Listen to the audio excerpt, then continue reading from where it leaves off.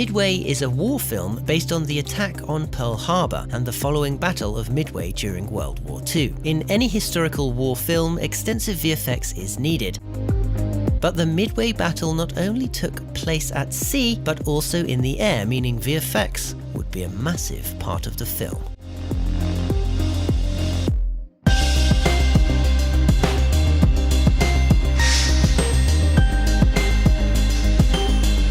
One of Pixomondo's biggest jobs was creating 3D assets, lots of them. Aircraft carriers, escorts, cruisers and destroyers, detailed reproductions of 2 Japanese aircraft carriers, Kaga and Akagi, and the Japanese airbase at Tarawa Island, which required over 160 unique props, from military buildings to watchtowers to sandbags.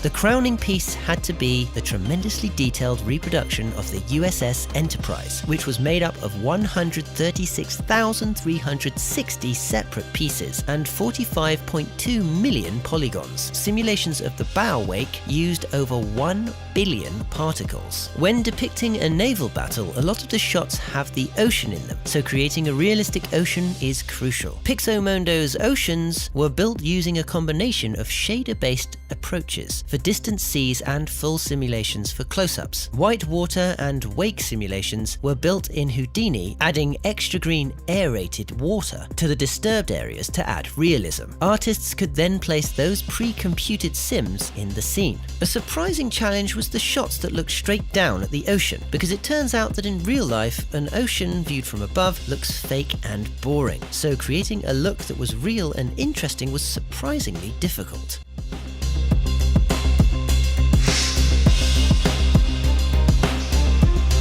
Scanline worked mostly on 4 different sequences: the Pearl Harbor attack, the Doolittle raid, the carrier hunt, where torpedo bombers attempt to attack the Japanese aircraft carriers, and the last mission. To be able to complete so many scenes, Scanline used various tools to help streamline their workflow. For the Pearl Harbor environment, Scanline established early on what would be visible in the scene, and this enabled them to define what would have to be a 3D build and what could be projected matte painting. For the actual attack, the same streamlining process was used, but in addition, Scanline used their new multi-shot setup, which allows for batch simulations and renders of templates. And with this, all shots with similar effects could be run in an automatic way. Scanline also identified early on what main effects elements would be needed, so they could create template setups for plane fires, explosions, and tracer fire that could be propagated into shots automatically and then simulated on their own.